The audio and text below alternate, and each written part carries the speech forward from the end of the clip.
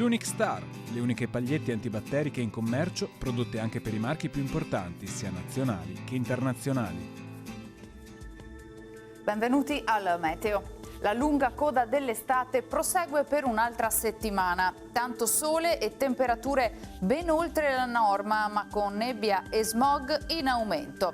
Vediamo il dettaglio di martedì 10 ottobre. Sul Veneto anche questa giornata sarà contraddistinta da tanto sole. Saranno possibili locali foschie di mattina in pianura, ma in rapido dissolvimento.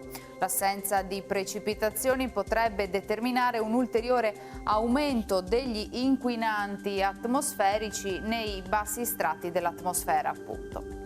Temperature stazionarie minime sui 13-17 gradi, massime tra 23 e 29 gradi all'incirca.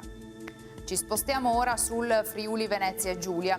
Anche qui cielo in genere sereno, qualche nebbia nelle ore mattutine sulle zone pianeggianti, ma a seguire tanto sole.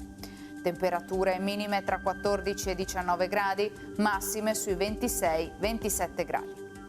Infine diamo uno sguardo al Trentino Alto Adige, dove non mancherà il bel tempo stabile e soleggiato con nuvolosità alta in transito.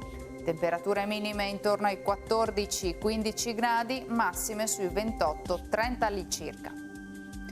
Dal meteo di Antenna 3 per ora è tutto. Arrivederci.